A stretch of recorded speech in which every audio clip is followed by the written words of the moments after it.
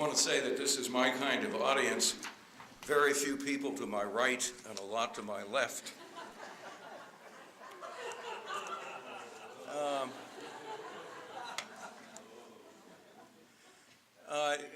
This talk is taken from a book that I will have coming out. I've gone through the copy-edited manuscript. I'm awaiting the page proofs. It's coming out in October under the title By One Vote, the Disputed Presidential Election of 1876.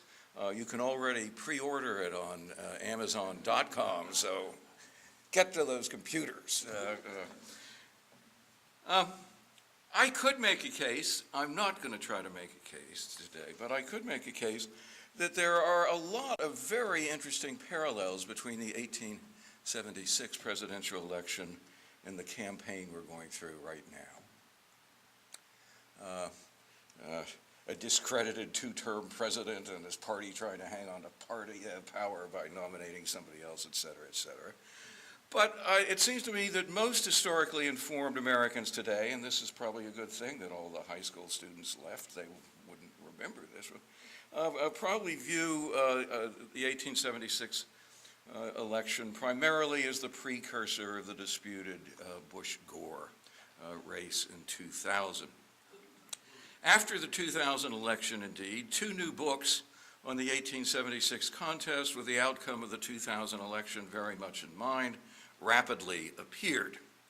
The title of one book by a bitter Democrat named Roy Morris Jr. says it all. Fraud of the Century, Rutherford Hayes, Samuel J. Tilden, and the Stolen Election of 1876. The second, that appeared within 2 or 3 years, was by former Chief Justice William Rehnquist, that implicitly defended the Supreme Court's actions in 2000 by focusing on the role of Supreme Court justices in the resolution of the 1876 contest. Parallels between the two elections certainly exist. In 1876, just as in 2000, the Democratic candidate clearly won a majority of the nationwide popular vote. Then, as in 2000, electoral votes, including those of Florida, were in dispute. And in 1876, just as in 2000, Republican Supreme Court justices helped declare the Republican candidate the winner, in part, and an important part, by overruling decisions of state courts in Florida. It's that tale of the Florida votes, indeed, that I intend to focus on in this talk. Before telling that wonderfully convoluted tale, however, other aspects of the 1876 presidential election deserve mention. First, and this seems miraculous to me because in the last 3 months of the election there was virtually nothing that separated the parties. They had come to congruence. It attracted a higher rate of voter participation, 81.8%, than any other presidential election in American history, although some of those reported votes, especially in the South, were utterly fictitious. South Carolina's return was 104% of the number of adult men in the state. Second, a single electoral vote determined the outcome of the election, the narrowest margin of any presidential contest in American history. Third, for the only time in our history, a federal electoral commission created by an act of Congress determined who would be the next president. But it was a fourth unique feature of this election that initially attracted my attention to it. I should say, when I was first approached by the editors of this series on presidential elections for Kansas, I was asked to do either 1860 or 1848.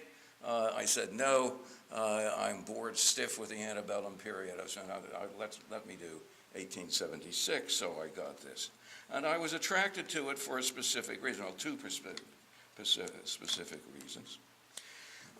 But the main was that there's a curious anomaly concerning the relationship between economic conditions and political results in 1876. The presidential election of 1876 was the only time in American political history that the out party, in this case the Democrats, that had won the preceding off-year congressional elections in the midst of a severe economic depression, and the depression of the 1870s was particularly severe.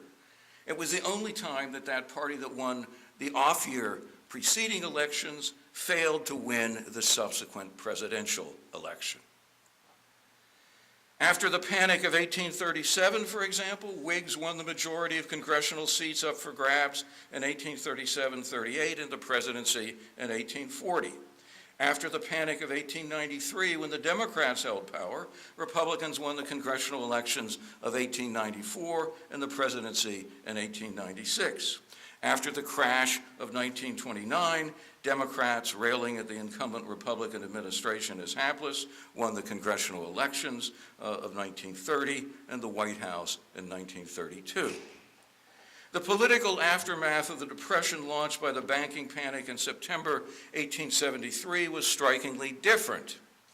As might be predicted, Democrats, who had languished out of power since 1860, won the congressional and state elections of 1874 and 75, and they won so overwhelmingly as to mark a revolution in the history of congressional elections. The Republicans went from having a majority of 104 seats in the South to being in a minority of 78 seats as the result of those congressional elections.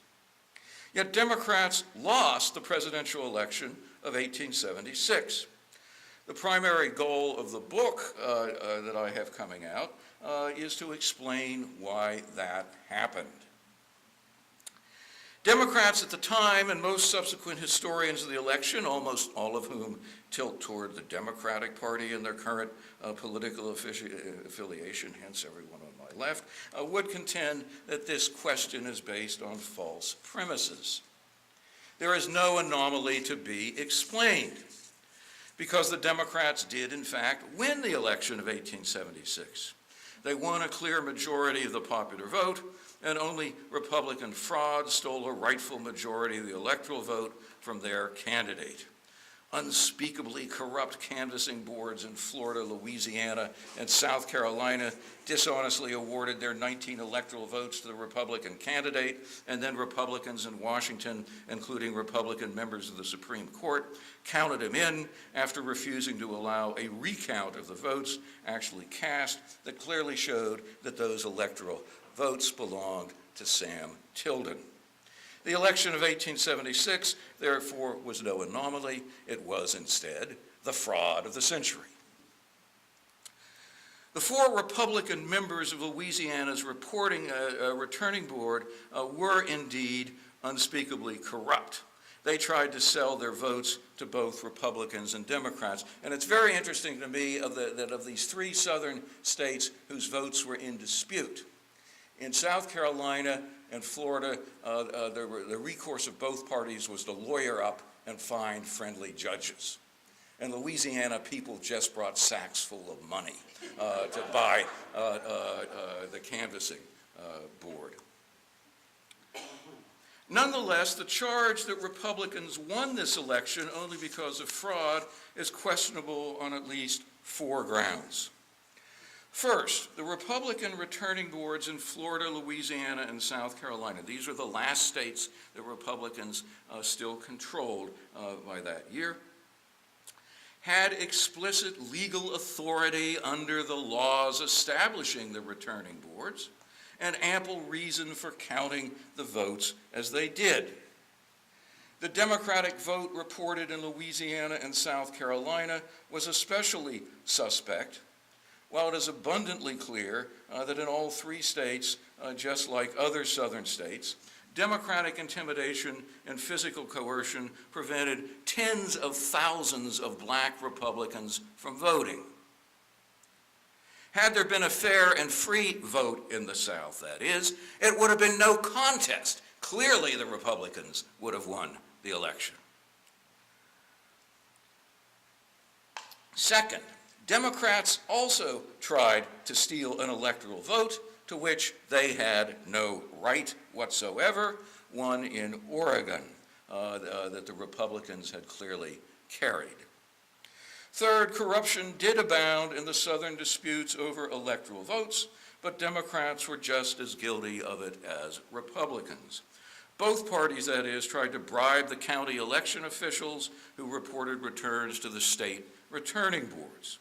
Fourth, and most important, there was a truly astonishing comeback by the Republican Party in northern states between 1874 and 1876, even though the hard times that had fueled Democratic victories in 1874 and 75 showed no signs whatsoever of abating.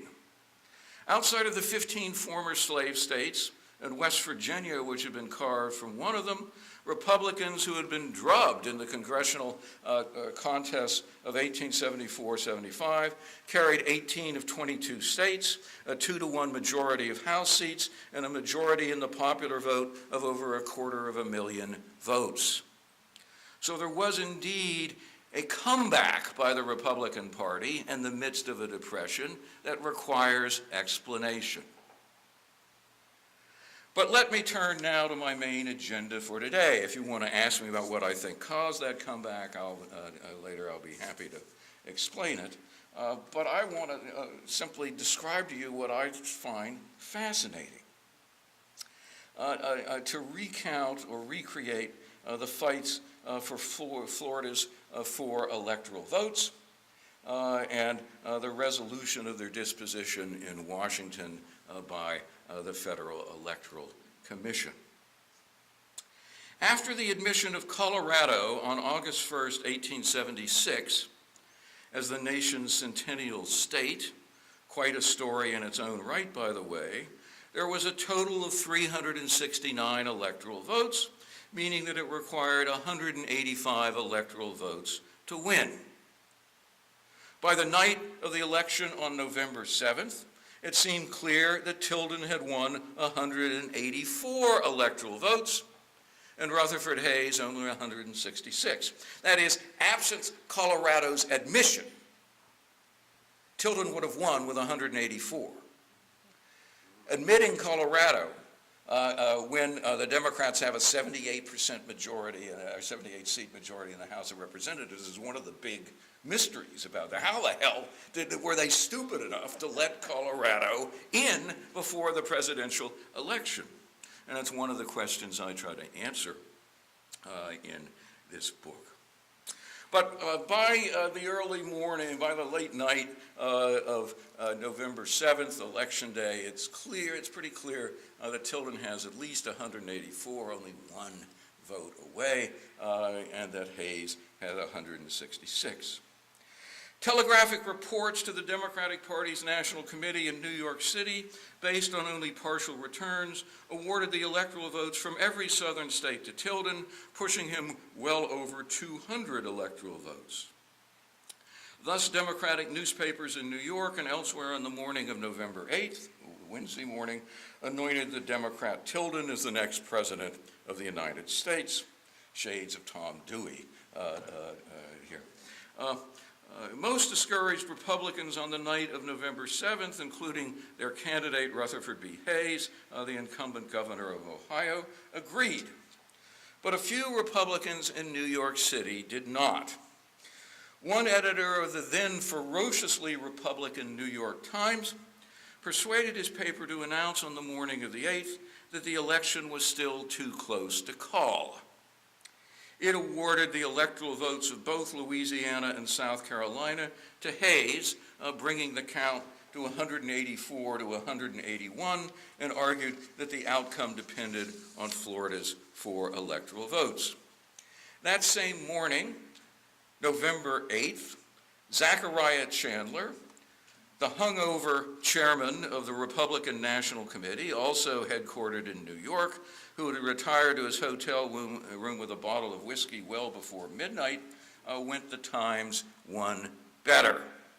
He brazenly announced that Hayes had carried Florida as well, thus winning the electoral vote 180 105 to 184. At the time, of course, no one had any idea who had actually carried Louisiana, South Carolina, or Florida. There were only partial returns from all three of them. The announcement by the Times and Zach Chandler on the morning of November 8th shocked Democrats, but they also alerted them to the possibility that Republicans intended to use their control of the returning boards in all three states to count Hayes in, no matter who had actually won the majority of the popular vote. On that very day, indeed, another Republican Chandler, William E. Chandler of New Hampshire, the longtime secretary of the Republican National Committee, left New York City for Florida with a satchel containing $10,000 in cash. Thus, on November 9th, Congressman Abram Hewitt of New York City, chairman of the Democratic Party's National Committee in 1876, sent telegrams to a number of Democrats urging them to go to New Orleans, then the state capital of Louisiana, Tallahassee, and Columbia, South Carolina, to observe the returning board's actions. Newspapers reported Hewitt's actions on November 10th, and in response, the Republican incumbent President Ulysses Grant did two things. First, he ordered troops sent to Tallahassee and New Orleans, they had already stationed in Columbia, South Carolina, to protect the Republican-controlled returning boards from Democratic harassment. Second, he solicited Republican visiting statesmen, they were called, to observe the counts in the three states along with Northern Democrats. Altogether, some 25 Republicans and 25 Democrats went to New Orleans. Smaller outside delegations went to Tallahassee, and even smaller ones to Columbia. New Orleans was a lot more fun, let's face it, than either Tallahassee or Columbia might be.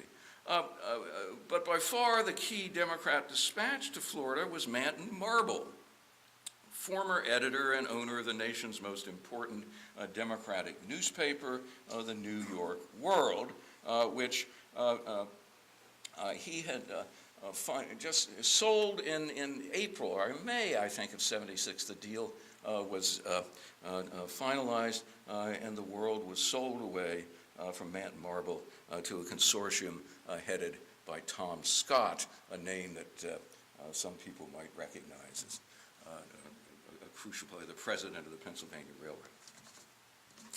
Did any of you know, by the way, I found out writing this book, do you know who owned the New York Tribune by 1876? The New York Tribune, Horace Greeley's old paper. Jay Gould, another railroad baron, owned the New York Tribune.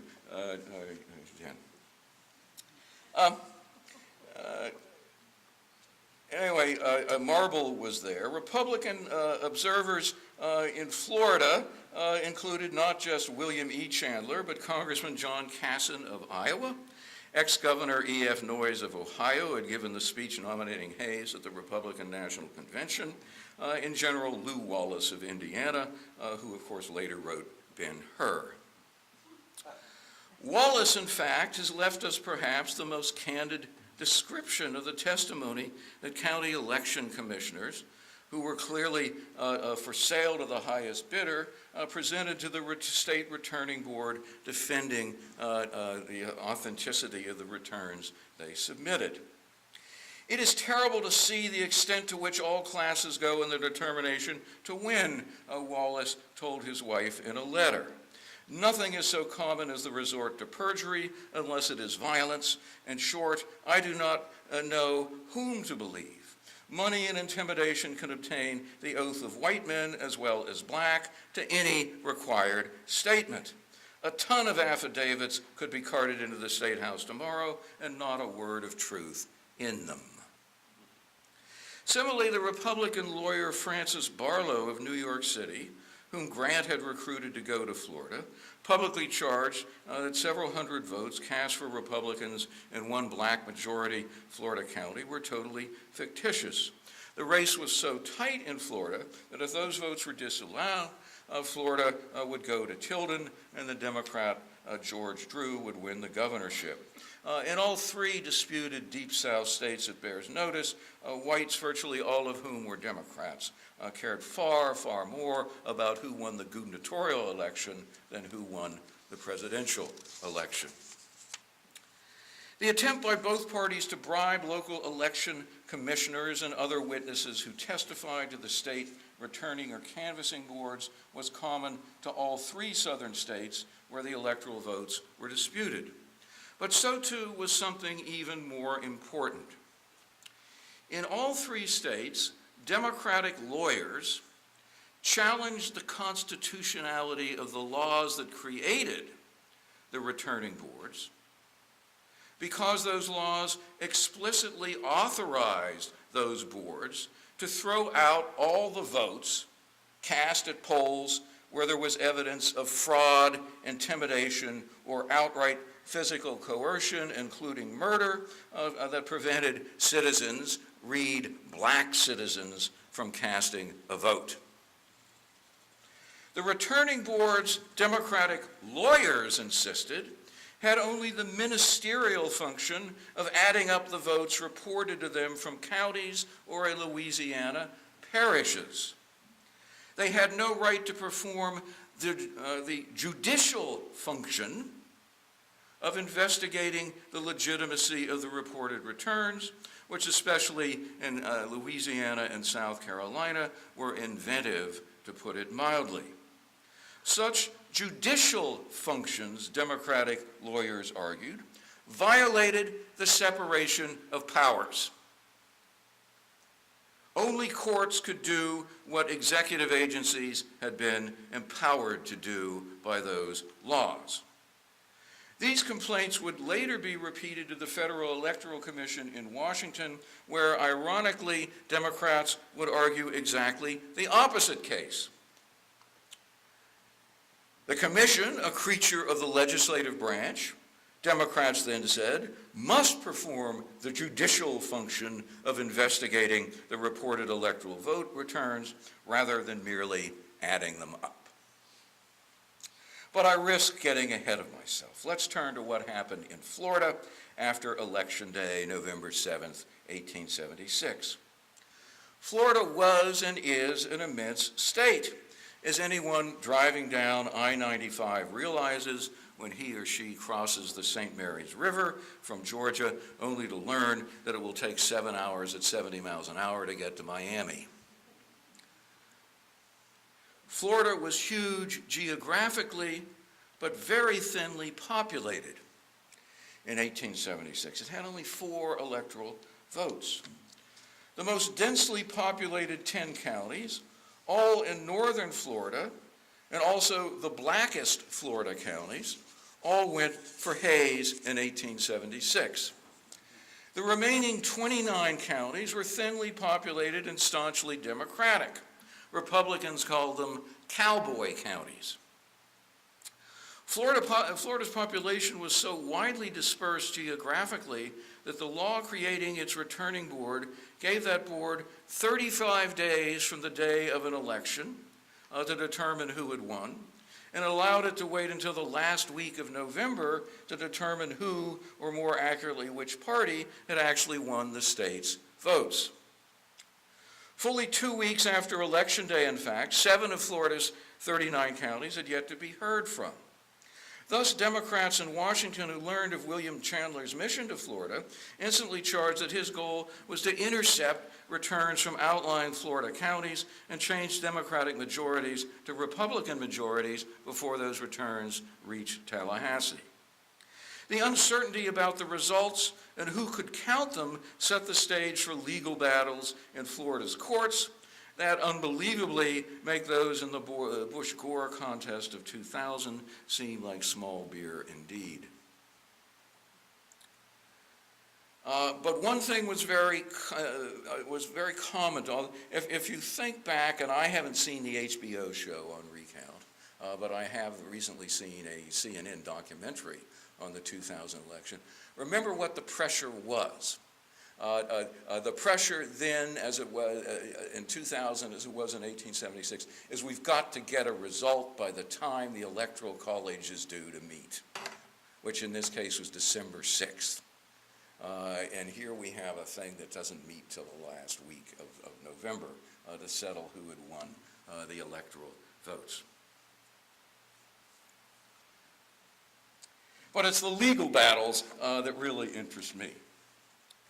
The law passed by the Republican-controlled legislature establishing the Florida Returning Board was very specific about certain things. It ordered that board to throw out all the votes from any election precinct or polling place where it was clear that fraud, intimidation, or physical coercion prevented citizens, again, read here Black Freedmen, from voting. And the laws of Louisiana and South Carolina had very similar provisions. But the Florida law also listed in detail the procedures by which local election officials should receive, count, and certify the votes cast in any electoral district. But unlike other clauses in that law, as Democratic lawyers would later argue, those sections of the law regarding procedures on Election Day did not explicitly authorize the State Returning Board to throw out votes on the grounds of procedural violations that had been laid out in the law. According to this law, the Returning Board consisted of 3 popularly elected state officials. Of these, the most important were the Secretary of State, who could determine when the board met, and Florida's Attorney General, William Koch. A pre-war Whig and anti-secessionist, Koch had voted for Grant's re-election in 1872, but he had also voted for Tilden in 1876. What's more, weeks before the Returning Board ever met officially, he announced that Tilden had carried Florida's 4 electoral votes and thus was the nation's incoming president. This is before a single vote had been counted. Of the 3 southern states whose electoral votes were in dispute, only Florida's Returning Board was not completely monopolized by Republicans.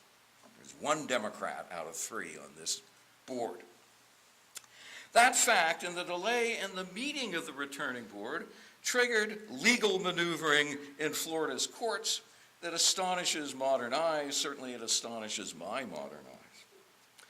The law establishing Florida's Returning Board, for reasons I simply don't know, did not explicitly grant it the right to determine who had won the electoral vote. It said they could determine who had won congressional votes and gubernatorial votes and state legislative votes, but they did not explicitly give it power to determine who had won the electoral vote in the state.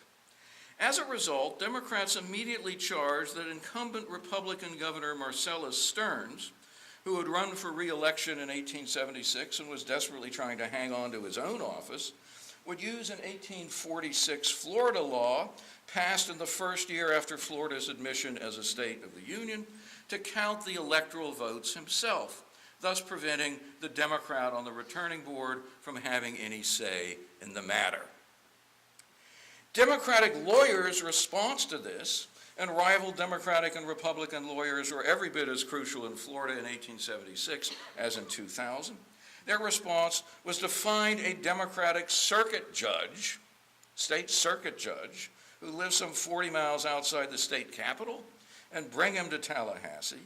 Then they entered pleas for this judge to issue an injunction forbidding Stearns from counting the presidential vote himself, and a writ of mandamus ordering the Returning Board to count the vote immediately. Stearns entered a deposition denying that he had ever had any intention personally to count the presidential vote. But the significant move here was Democrats' motion that the judge order an immediate count of the presidential votes before all of Florida's counties had reported. Democrats' purpose in this demand, Republicans believed, was to get an idea of the total claim for Hayes so that the as yet to be heard from counties, all lightly populated Democratic bastions, could report enough fictitious votes to overcome the Republican majority. Shades of Lyndon Johnson's first election to the United States Senate in Texas in 1948. In any event, these suits before the Democratic judge were then mooted. The Republican Secretary of State announced that the state's official canvassing board would start its canvass on November 27th, but we will shortly hear more from this Democratic judge. The returning board allowed 6 visiting statesmen from each party, as well as the 2 gubernatorial candidates, to attend its canvass of the vote. It first added up all the returns submitted from counties. This first take showed that Hayes had defeated Tilden in the popular vote 24,327 to 24,284, or by a microscopic margin of 43 votes. The board's work had only begun, however. Democrats challenged the authenticity of the vote in all 10 counties with Republican majorities. Republicans, in turn, challenged the Democratic majorities in the remaining 29 counties.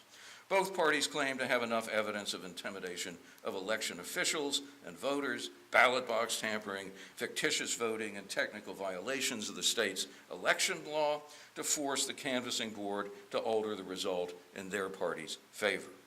On the second inspection of the vote, significantly, the gubernatorial returns were also tallied. The board's deliberations lasted until December 5th, the day before Florida's Electoral College had to meet.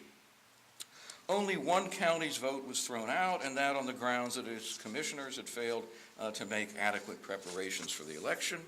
That decision was unanimous. Most were not. The 2 Republicans repeatedly outvoted the Democratic Attorney General, Koch. The board primarily zeroed in on specific polling places within contested counties, and it primarily used supposed technical violations by election supervisors at those polls to eradicate Democratic majorities. State law required that once all ballots were in at any poll, the ballot boxes were to be opened immediately, the votes tallied in public view, the ballots returned to their respective boxes, and the boxes sealed and carried under guard to the nearest clerk of court.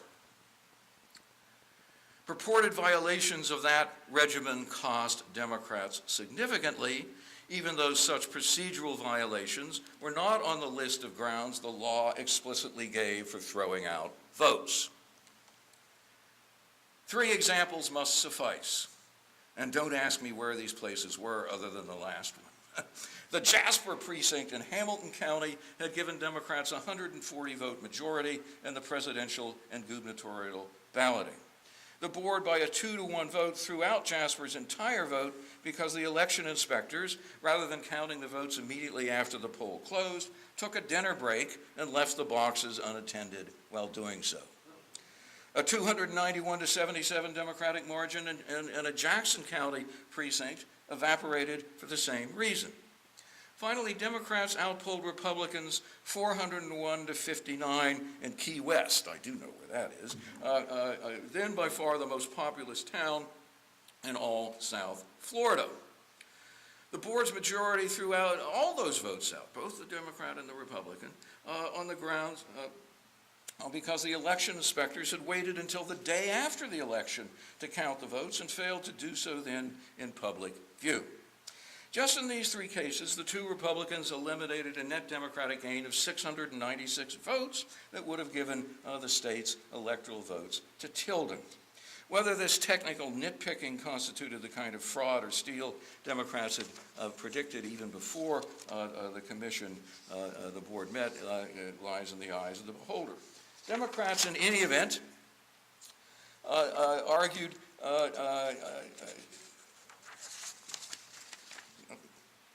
Democrats in any event would later argue in Florida's courts that rejecting returns on these grounds rather than for those explicitly spelled out in the 1868 election law as a basis for rejection was illegal. Attorney General Koch certainly believed his colleagues had acted unfairly.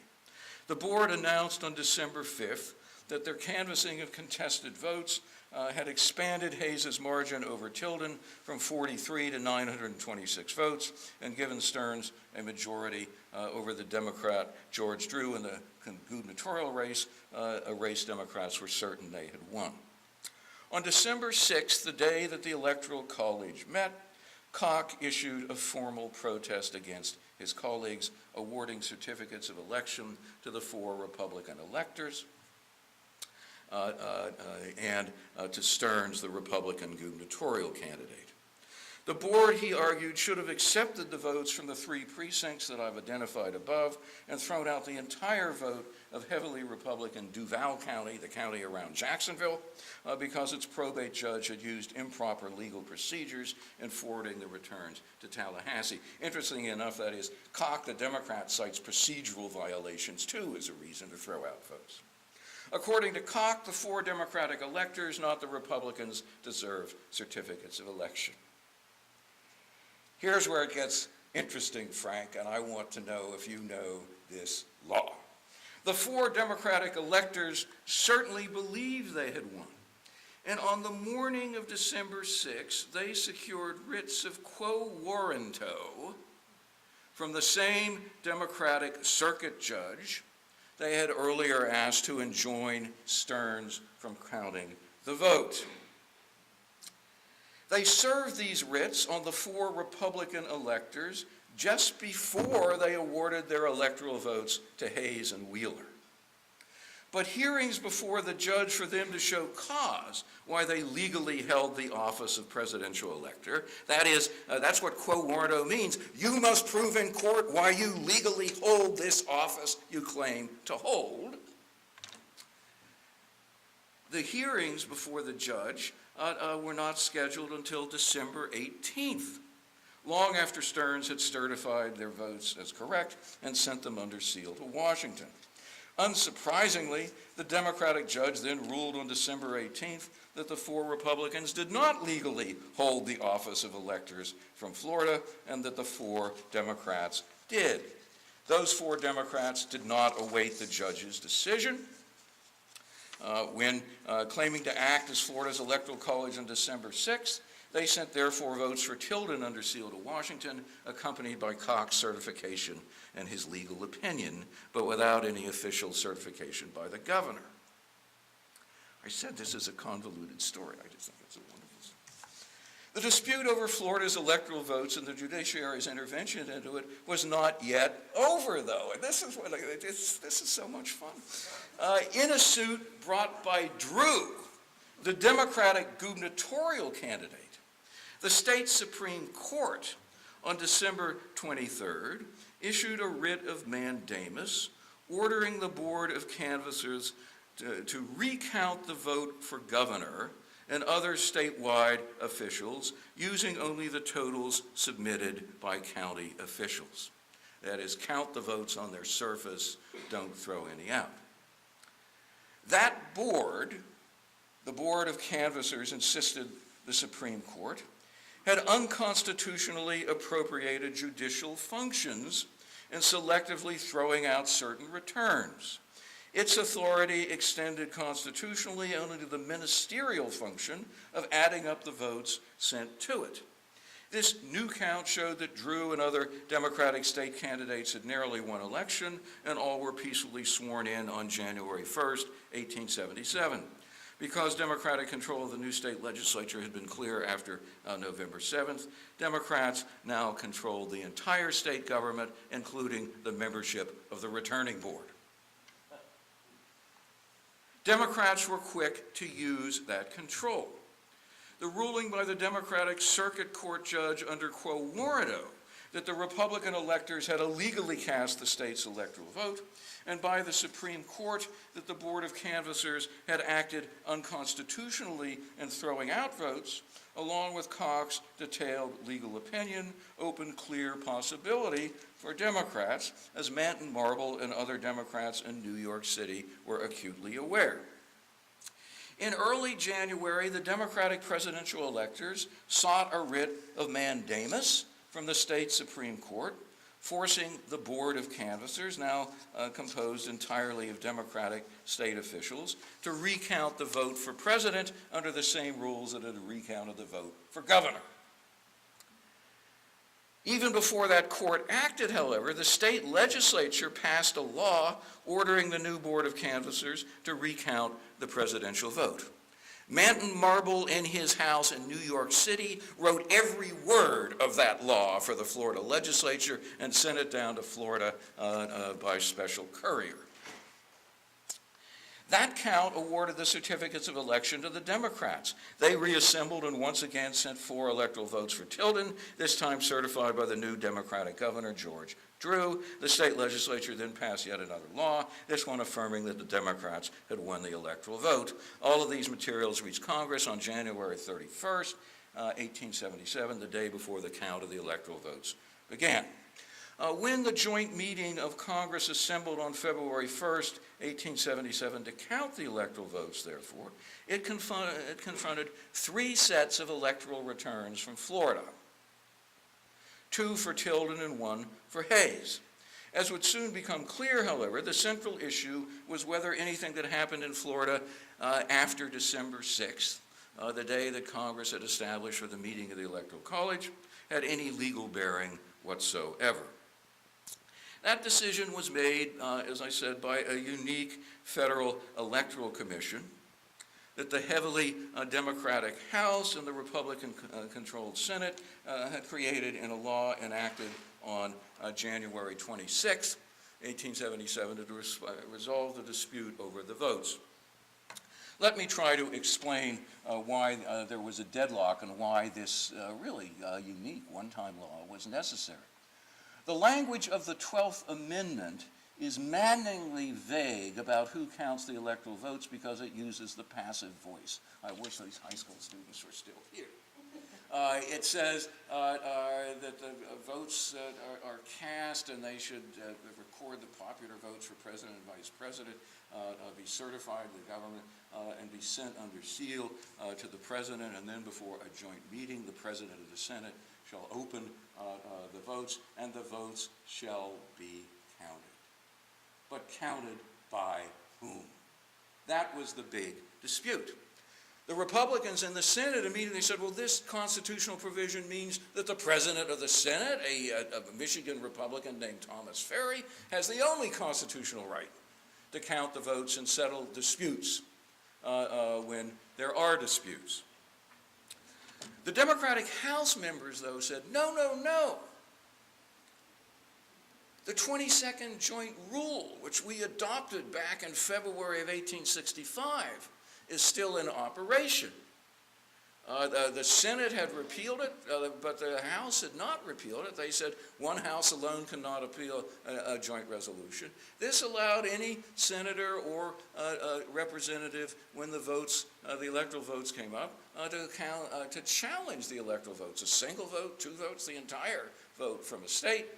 The House and the Senate would have to go into separate sessions immediately and vote on whether to uphold the protest against the electoral votes or not, and if either house upheld the protest, the votes would be thrown out. And what I found researching this book, which was news to me, as early as December 1874, after it was clear that the Democrats would have a majority, a big majority in the next Congress, Oliver Morton and other Republicans in the Senate were saying, we're going to have a crisis about counting the electoral votes because the Democrats will challenge every Republican electoral vote.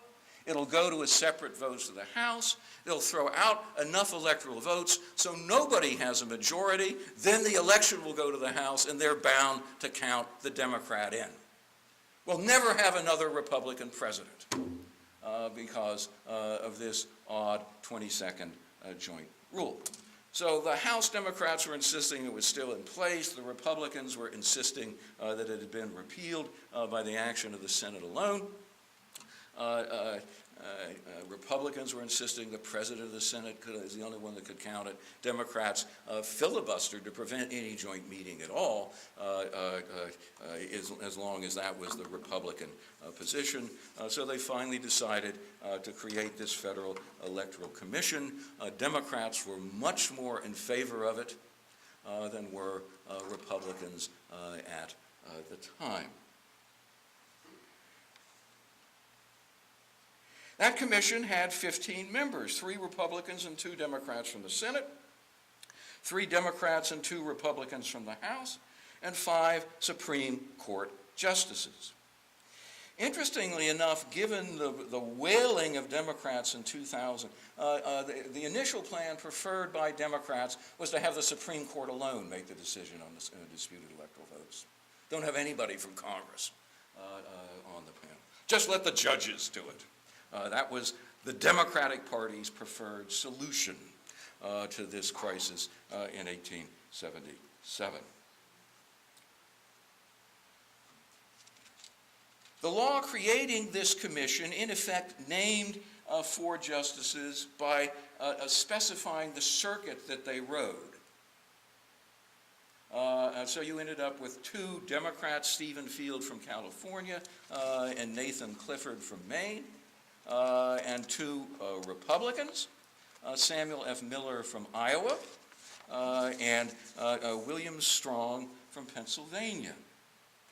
These 4 associate justices were to pick another associate justice.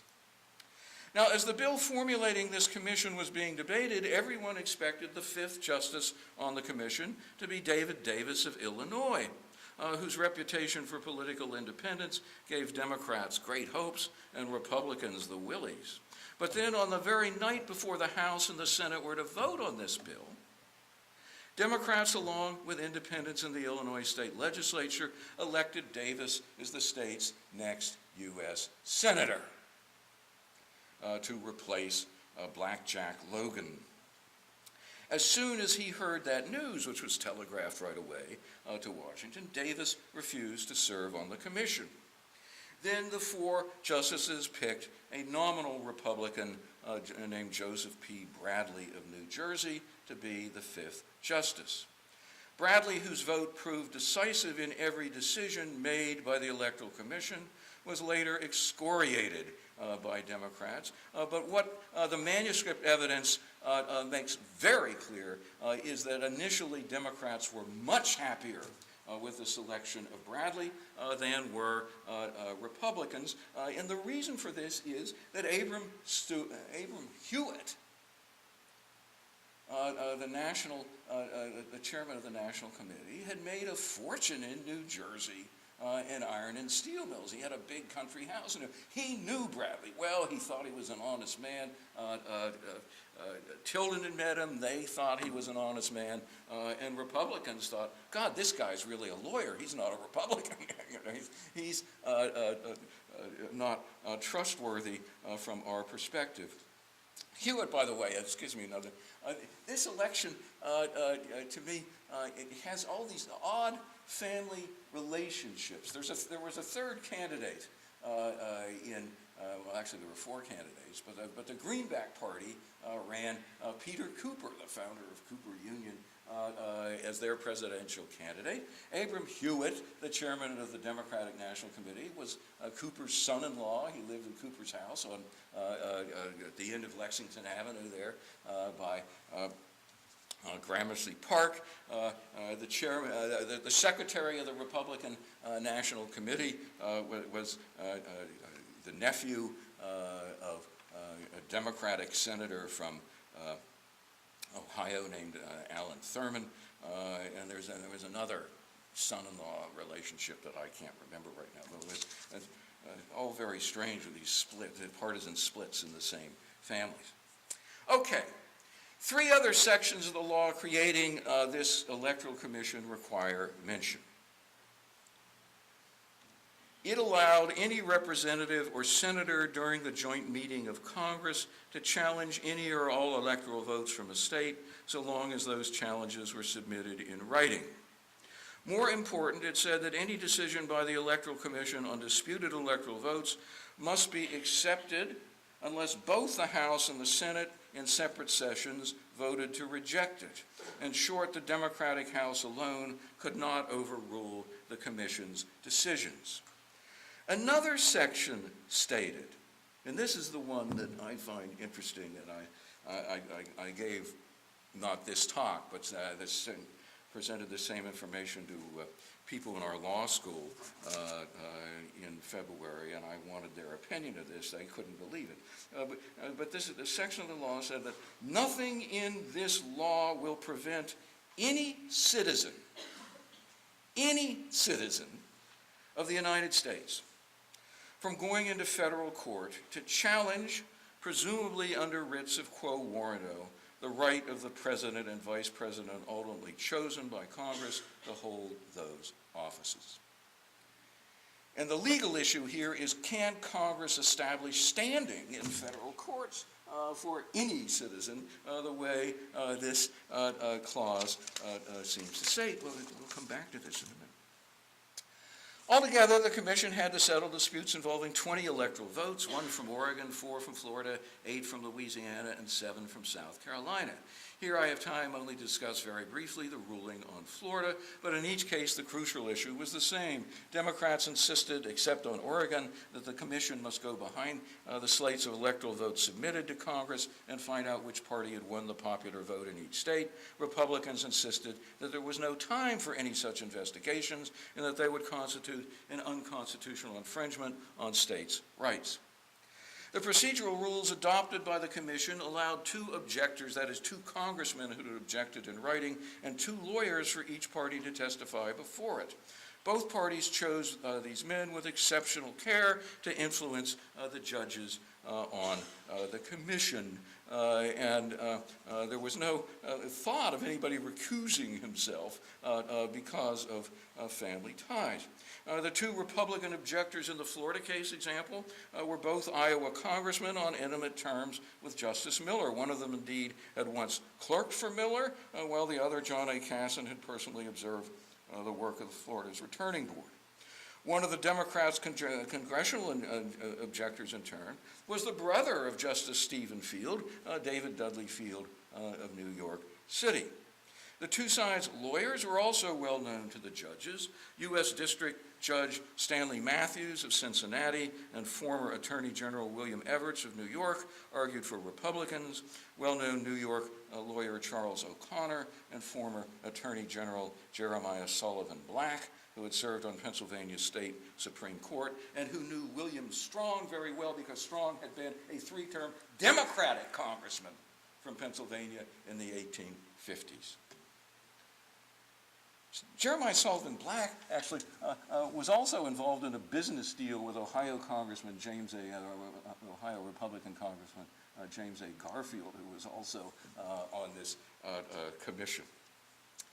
The Democrats argued strenuously that the Commission must go behind the Florida returns. The majority of the nation's voters clearly preferred Tilden, they asserted. Hence, the commissioners must pay heed to that majority opinion. Does that sound familiar? At the very least, they must take into account the findings in quo warranto proceedings in the Florida courts against the legitimacy of the Republican electors and the law passed by Florida's legislature in 1877, attesting that the new findings of Florida's canvassing board gave Florida's 4 electoral votes to Tilden.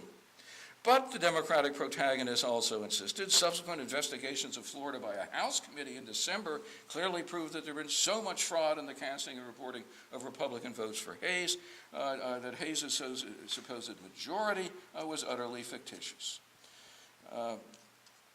Contrary to what one Republican had argued when the Commission was created, the presidential election did not end when the Electoral College met on December 6th. It did not end until Congress counted the electoral votes in February. And this is really this is still a live question. When is a presidential election over?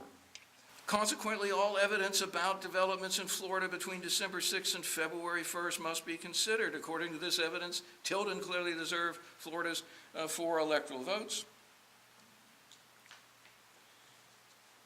Reduced to its essence, the Republicans' rebuttal rested on 3 prongs. First, they insisted that nothing that had occurred in Florida after the Republicans' electors sealed their certificates on December 6th had any legal standing in the matter. Everything after that moment was post facto or post hoc and legally inadmissible. The subsequent Supreme Court rulings about the count of the gubernatorial vote and quo warranto judgments, the findings of the new canvassing board in January, the laws of the legislature that month, and most certainly any evidence gathered by a biased House committee in December and early January.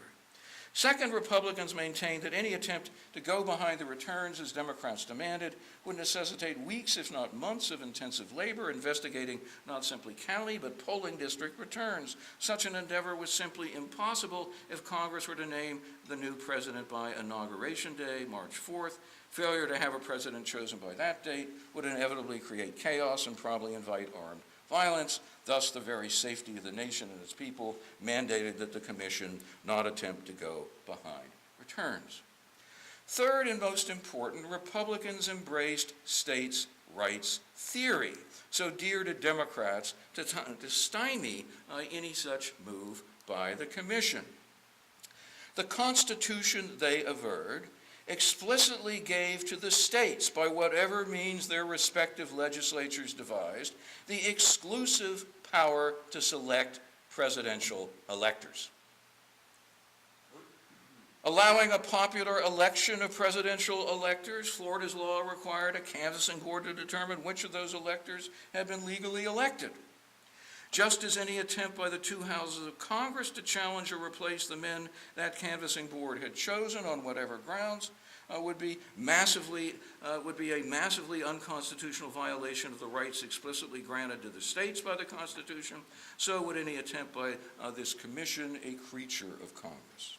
Congress could not delegate powers it itself did not constitutionally possess on December 6, 1876.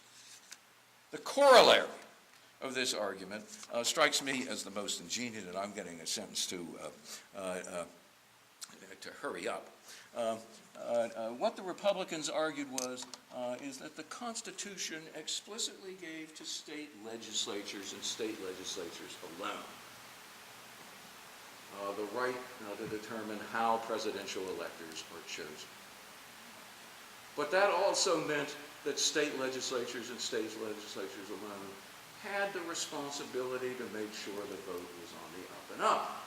The Florida legislature, they said, could have passed a law to prevent fraud before the election. It could have passed a law between the election and the meeting of the Electoral College. It had failed to do so, and therefore nothing could be done because only the state legislature, according to the Constitution, could do this. So this comes down on the vote of whether Congress, whether the Commission can go behind the returns. They finally get around to voting on this. Everybody knows that Joseph Bradley has the key decisive vote. He agonizes about it for over 2 nights. All kinds of rumors later appeared about how he was pressured. But he comes in and votes with the other 7 Republicans on an 8-7 vote that the Commission can't go behind the returns, and later that Florida's 4 votes should go to Hayes, and an 8-7 vote on all the other ones. So Hayes, who had 165, if the one from Oregon wasn't counted, gets all 20 disputed votes and wins 185 to 184. Now, what is the legal reasoning of Bradley? And Bradley was really torn, there's no doubt about it. He wrote out decisions on both sides of the case. What was his legal reasoning for saying this commission can't go behind the returns? And his reasoning was this, and it's really a strict construction of the Constitution. He says the Constitution explicitly gives to both the House and the Senate the right to investigate disputed elections of their members. But it says absolutely nothing about the right of Congress to investigate disputed electoral votes, the names of electors sent by the states, and that silence was determinative. If the founders had wanted Congress to be able to challenge electoral votes, they would have put something in there. It's the absence of any language authorizing that he said forces me to say the Commission has no right to do this, because I want to end with Quo Warranto, that antique and now little-known legal doctrine to which Florida's Democrats had recourse. After the Electoral Commission's decision on Florida, and certainly after its subsequent 8-7 decisions on Oregon and Louisiana, where the illegalities of the Republicans' returning board's procedures were most egregious, Democrats knew that Republicans intended to count Hayes in by hook or crook. Therefore, some Democrats demanded that Tilden, whom many of them had condemned for his apparent passivity during the entire dispute over this election, go to court to challenge Hayes's right to the White House. That Tilden, this railroad lawyer, do it personally.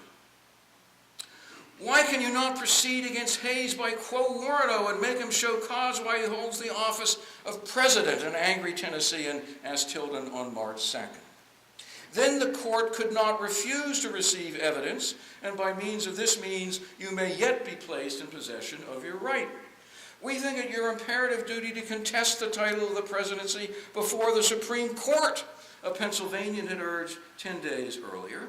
The House of Representatives threw away a certainty for an uncertainty and got it, but you can certainly win by judicial investigation. For the sake of pure and good government, we hope you will contest the fight to the bitter end. By far the most bitter and unwittingly the funniest advice along these lines, however, came in a letter to Tilden from Baltimore dated March 1. Tilden's manuscripts, by the way, as Harold well knows, are in the New York Public Library, in the manuscript division of the New York Public Library, which Tilden endowed. I mean, it's largely his baby. My dear sir, this letter starts. Intersuit at once against Rutherford B. Hayes in the name of the people of the United States, forbidding him the exercise of that office, and keep him in court the whole of the next 4 years, and you will save the country.